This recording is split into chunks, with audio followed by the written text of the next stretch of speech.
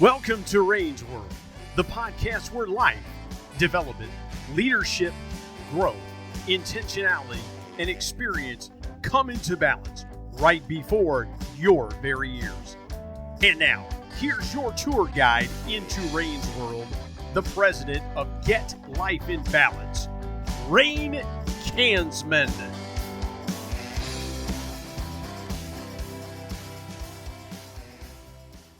Well, welcome back to Rain's World. And today I have my special guest is Rosemary Ward. And let me tell you a little bit about her. She has a 35-year proven record of developing leaders, managers, and teams. As a startup business in 1986, she was founder of Training Direct, LLC of Michigan. She began on a mission to help people be more successful. She's worked with small, large businesses worldwide to include Alcoa, Amway, Pfizer, Cisco, and Yamaha Corporation of America. Rosemary's belief is that if you're a leader, your biggest responsibility is to stay intently focused on that fact that you're in the relationship business. Relationships is how we build trust. That's why it places it way out ahead of anything else. The better you build trust, the more you help people find common ground with each other. That leads to making magnificent impact at your home, community, at work, and far beyond. And knowing Rosemary, I know she did that in the world that I was in, and I'm sure she's done that in all those areas. From my experience, I know that Rosemary's master at helping people apply what can be learned from personality profiles to boost communication, to cut through conflict, and to move towards trust. Rosemary earned the Certified Speaking Professional designation through the National Speakers Association, is currently a distinguished Toastmaster of the Toastmasters International and founder of the White Lake Club in Michigan. She's an entrepreneur, a wife, a mother, and for the last 12 years, she's been delighted grandmother to 3 amazing children. This is Rosemary Ward. Welcome, Rosemary. Rain, it's a pleasure to see you, and it couldn't be a better backdrop for you. Glacier National Park, how it happens naturally, right? It happens naturally or through some kind of, technological device, but I love it. Yeah, great. That's great. So Rosemary, leadership, she talked about, her topic is leadership is a relationship. What do you mean by that? Leadership's a relationship. Well, it's a real simple thing, Rain. When we were always together doing our training, we talked about everybody knowing what the golden rule is. Mm-hmm. And that golden rule is treat everyone like you want to be treated. Yeah. But then we would say to them, I think there might be a rule that's even higher than that.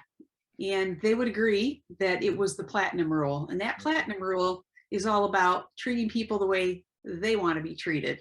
Yeah. Because if we go out and treat people the way we want to be treated, we're making a big assumption that everybody is just like us, and they are not.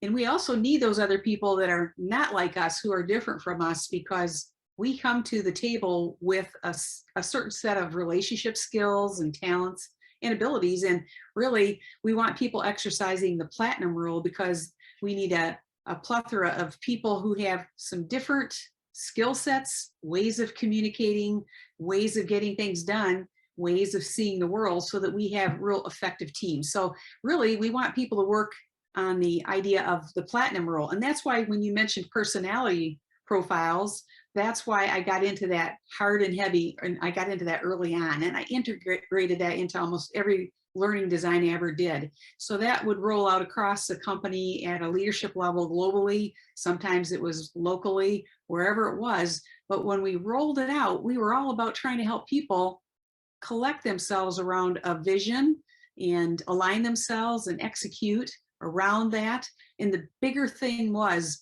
that they had trouble around how they got along with each other than anything else. Yeah. So a lot of great things there, Rosemary, that brought up. First of all, a little background. Rosemary was the one who certified me in this program back in the 90s. Was when we went through that, and I agree with you. One of the things that it taught me was to stay open to different styles. It's not better or worse. It's just different. And if instead of letting it aggravate us, let's get our arms around it, because those diverse perspectives create much richer decisions, right? Than we would have had just if I got everybody like-minded, right? Exactly. So if we had someone who was a real driver in the way they went about things, they would run so fast, they'd run past the other people, leaving the other people thinking, you didn't even listen to me. You didn't even think about the accuracy of that idea. You didn't think about how to implement that idea, and you didn't think about even how to communicate the idea.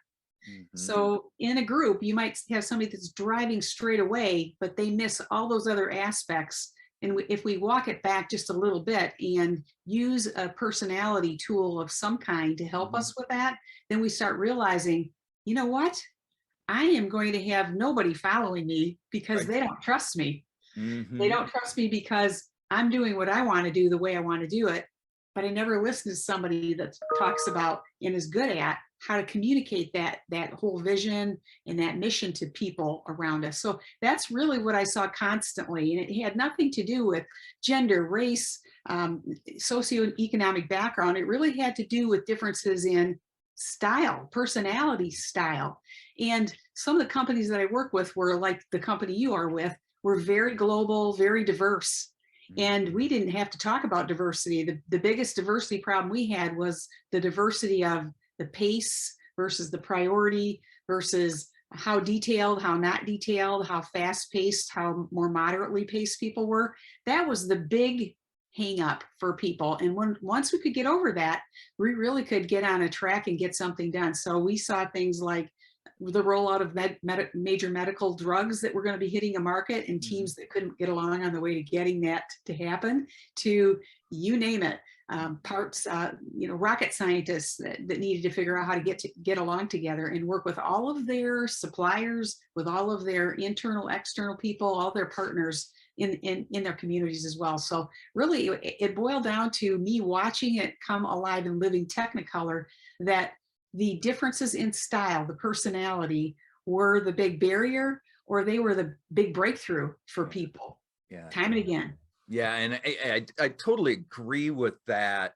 For me, it was probably the greatest skill I learned was how to identify and then how to make it adapt and make those changes or modify who I am to make the person I'm dealing with more comfortable. And I know for us, one of the other big areas was teaching our sales force how to use it to build customers based on trust, not manipulation, not strong arming, not this, but to build trust in our customers, so we had them for the lifetime. So let me ask this next question. This is really good stuff, Rosemary. What benefits have you received with this approach to leadership? Well, I think the number one benefit, Rain, is that I sold my company, and it was a 5-year process, and it just is ending up this year. And I did not do that on a contract. I did it on a handshake.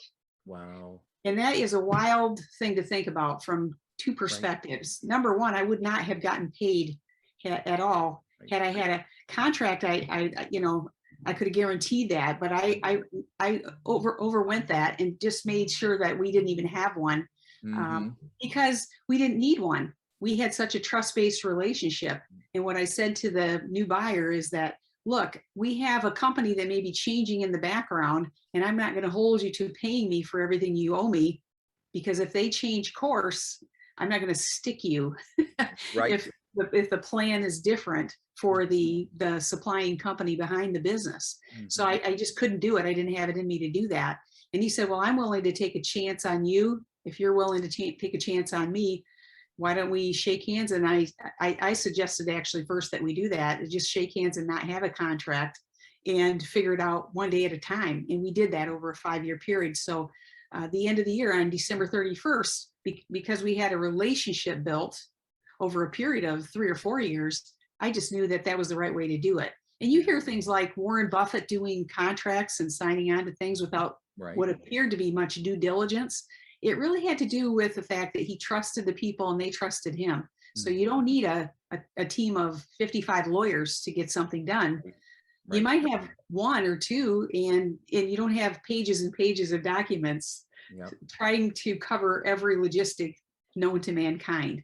Yeah. Now, I know that's not the way people work, but quite frankly, that's the way I work, and that's the way I want to work, because I grew up on a farm situation. And my dad said it real simply: I've never sued anybody, and I've never been sued.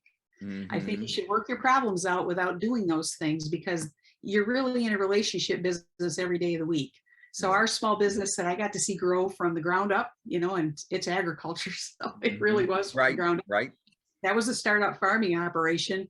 My mom and dad started with 160 acres. It's about 1,600 acres today. Wow. And the whole family was involved in that. And as we did business, that is really saying something, because we had the dairy, the beef, the sheep, the hog operation, and cat and crops to feed them. And if you think about all the moving parts and the fact that we were never sued and never sued anyone, I just want to say, wow, in this day and age, that is unheard of. Yeah, it It's is. unheard of. And in Yeah, the it is. 35 years of training direct, I was never sued, and I never sued anyone else. I just don't believe in that. I believe in relationship. And I think we've got to go to that platinum rule and try to figure out where that other person is coming from. And just trust that things will work out for the very best. Yeah. So I know I was taking a big chance when I sold my company. I could have walked away with zero should something had happened. But I was willing to do that and say, well, I could live without that if I needed to. I'm a good saver. I saved all those years. So that was one of the benefits. But I think the other benefit too is that if you're in a different business than I was in, and not using that example, it will help you be more profitable, to build trust. It will help you cut all kinds of time out of your supply chain to get you from the concept of an idea that you bring to market to the actual product that you deliver to the customer. It will make sure that efficiency is the name of your game, no matter what measure you're using, from any MBA standard or any other standard. And the power of relationships is a game changer, and it's a time saver. It is a way of doing business that works better than any other. The mom and pops of the world know that. And you know that too, Rainey, because you work with a lot of them at Cisco on the ground, and those mom and pops, those were really bright people, and they didn't do everything by a book. They did it by relationship. Yeah. Yeah. Some great stuff. The first thing that kept playing in my head was when you said, "Take a chance on me," little ABBA song popped up, but yes, I love that song. So the other is what I do know about this is just from the human level. If I see someone or somebody sees me making changes in my behavior to make them feel more comfortable, they see me as doing something for them. In return, they trust me more because I'm doing things for them. I'm on their side. I'm making adjustments to make them feel more comfortable. And what I've also seen is it's reciprocal in most cases. You get a few people that get stuck, but in most cases, they'll start making changes. And I think that's what Rosemary was talking about when you're talking about efficiency. Once we get to that point, we're not guessing, we're not playing around. The conversation and communication between us is crystal clear because we're speaking each other's language. Yes, exactly. And I liken it to being on a bridge. Okay. A person is we have two different people and they're on either side of that bridge.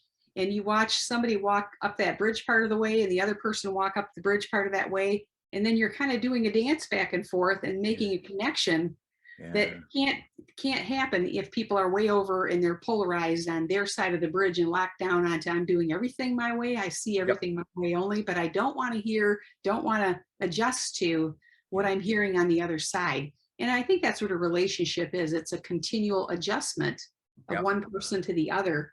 And absolutely. I like the way you put it. It really is a trust building phenomena that's happening continually. And you have to want that to happen. There are very few people that don't want that to happen. I think almost everyone does. But sometimes we have to help coach people who are not seeing that behavior or the way they're going about things may need to be dialed down or something might need to be dialed up. So we talked about it constantly. What can I start doing, stop doing, continue doing to make life better for you? And having that conversation with a teammate, with an executive team, with any level team, in a sales and a customer service relationship. You know, what do I need to do to, you know, what can I stop doing, start doing, continue doing to make life better for you on your side of the equation? So when we start asking those kind of questions, we're on the dance floor, we're on the bridge, maybe the dance floor that's in the middle of the bridge. There you go. Yeah, yeah, I love it. All right, I have one more question for you.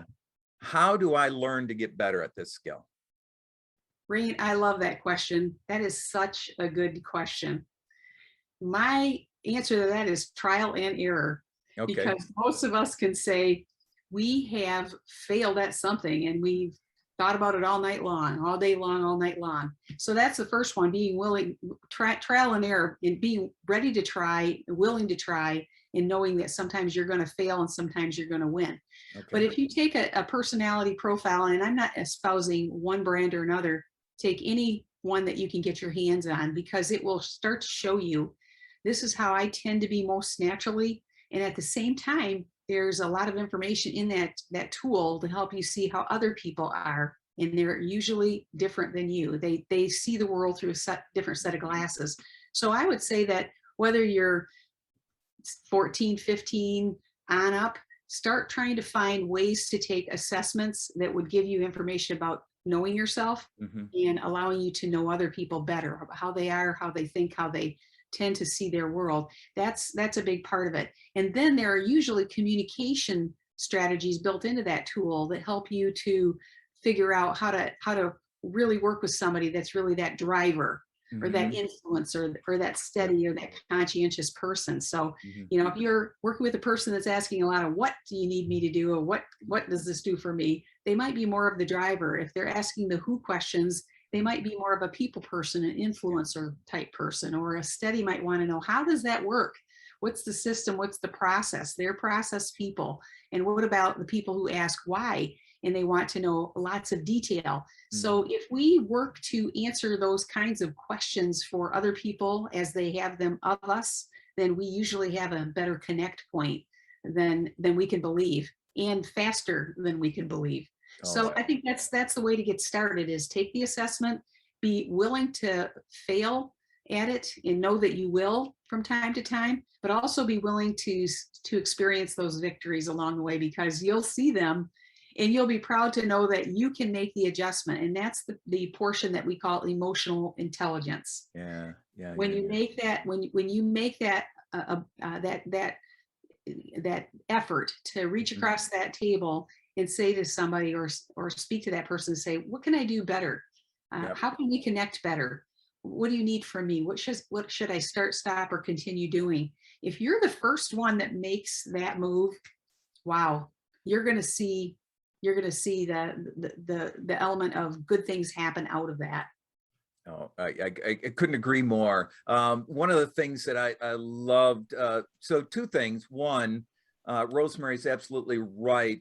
When I've worked with people on the assessment and we started walking through the particulars of it, they go, wow, how do they have me down this well? Well, it's because you provided us information, and over years and years of experience and computers today, they've dialed it down to it being over 97-98% accurate. So that's a great piece. The other thing that I always talked about, big picture, is it's you know, you ever walk into a situation and you run into somebody and you know they were born on the other, or you wish they were born on the other side of the world and they stayed there because you just can't get along. And then there's other people that the moment you walked in, it's just like you've known each other forever. You have each other's scripts and you work well. And that's what Rosemary and I did. Maybe it's the Spartan connection. I don't know. But Rosemary, this has been wonderful again. And I always learn something when I sit and talk with you. Thank you.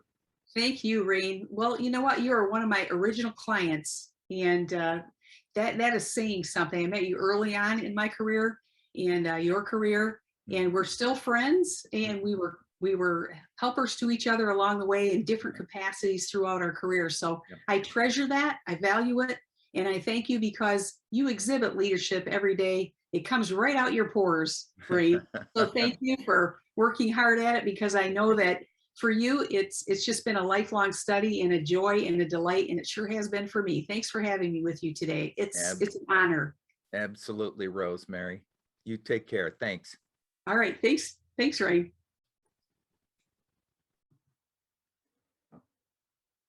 This has been another leadership lesson from Rain's World. If this kind of learning whets your appetite, leaving you wanting for another helping of this kind of content, visit me at getlifeinbalance.com.